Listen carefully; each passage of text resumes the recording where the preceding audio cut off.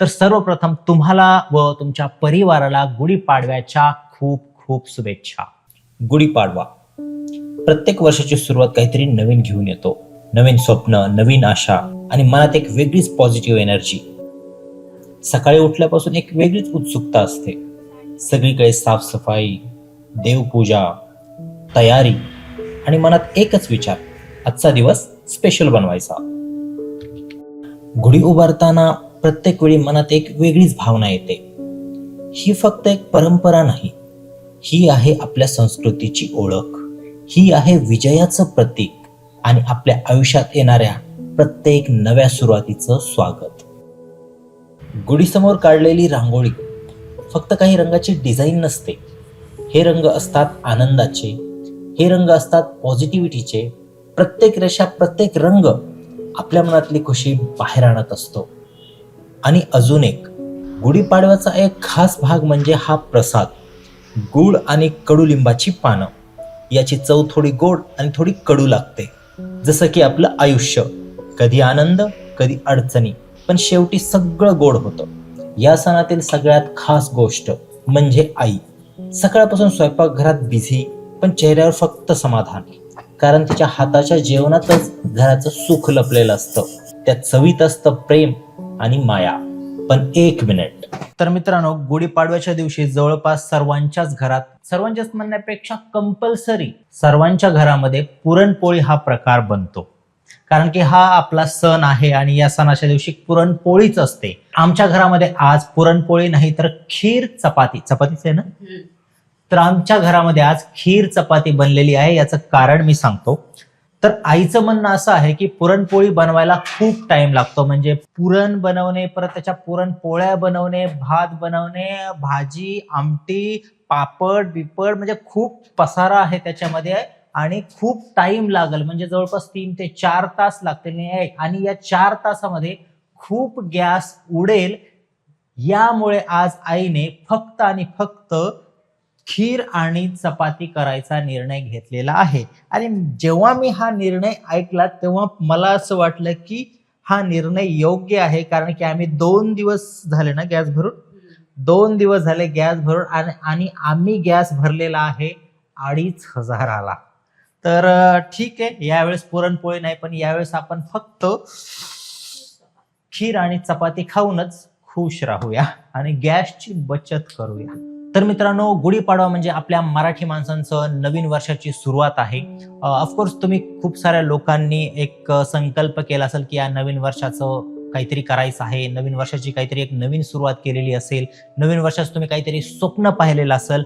तसंच मी सुद्धा नवीन वर्षाचा एक प्लॅन केलेला आहे. तर तो प्लॅन आहे, मी तुम्हाला आता डिटेलमध्ये मी सगळं काही सांगणार आहे. इन शॉर्ट सांगणार आहे, लवकरात लवकर सांगणार आहे. फक्त एक 2 मिनिट फक्त थांबा. तर सगळ्यात आधी मी या चॅनलवर शॉर्ट व्हिडिओज बनवत होतो आणि शॉर्ट फिल्म्स किंवा कॉमेडी व्हिडिओज बनवत होतो.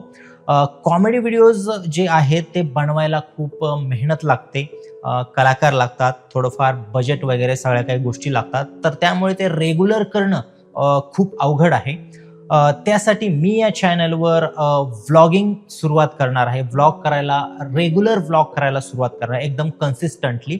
आता कन्सिस्टंटचा मतलब असा नाहीये की डेली व्लॉग नाहीये. मी डेली व्लॉग करणार नाही, कारण की डेली व्लॉगमध्ये चांगले विषय मिळणं थोडंसं कठीण आहे आणि मला फक्त फॅमिली व्लॉग आवडत नाही. मी फॅमिली व्लॉग स्पेशल दिवशीच बनवेल, जसं की आज गुढीपाडवा आहे, कधी दसरा येईल, कधी दिवाळी येईल.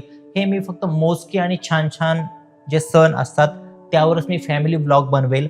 ते सोडून मी इतर या चॅनलवर मी ट्रॅव्हलिंग व्लॉग्स बनवेल, एखादा गड किल्ला एक्सप्लोर करायला जाईल, किंवा मी बाईक रायडिंग करायला जाईल, किंवा पुण्यामध्ये खूप असे सुंदर सुंदर ठिकाणं आहेत, हिडन ठिकाणं आहेत.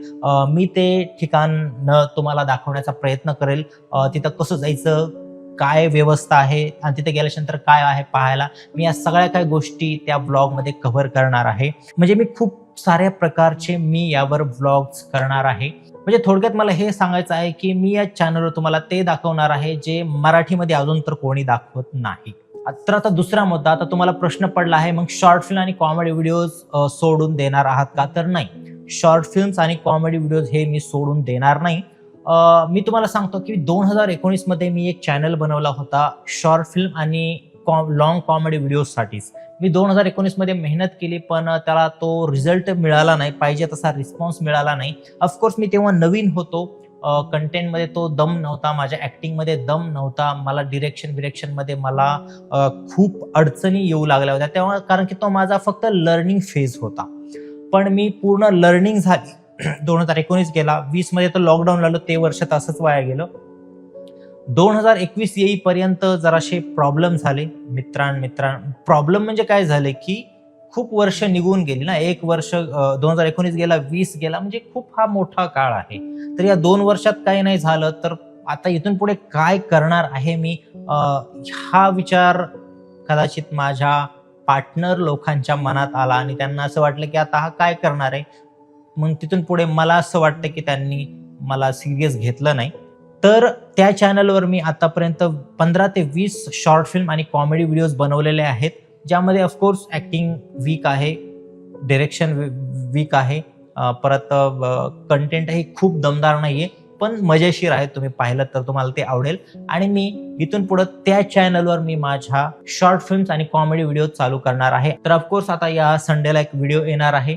दुसऱ्या व्हिडिओची कन्सेप्ट रेडी आहे, तिसऱ्या व्हिडिओची कन्सेप्ट सुद्धा रेडी आहे. तर हे कन्सिस्टंटली मी व्हिडिओज बनवणार आहे, दर महिन्याला एक व्हिडिओ. आणि आपल्या मेन चॅनलवर आठवड्याला मी छान छान क्वालिटी व्लॉग देण्याचा प्रयत्न करणार आहे आणि शॉर्ट तर आपले चालूच राहतील. तर हे माझ्या नवीन वर्षाचा प्लॅन आहे. त्यासाठी प्लीज तुम्ही या चॅनलला सबस्क्राईब केलं नसेल तर सबस्क्राईब करा, आणि जरी सबस्क्राईब केलं असेल पण घंटा दाबली नसेल तर प्लीज घंटा दाबा, आणि माझ्या त्या दुसऱ्या चॅनललाही सबस्क्राईब करा, ज्या चॅनलचं नाव आहे प्रदीप नरवटे फिल्म्स. आतापर्यंत तुम्हाला खूप प्रेम दिलेलं आहे, खूप खूप प्रेम दिलेलं आहे.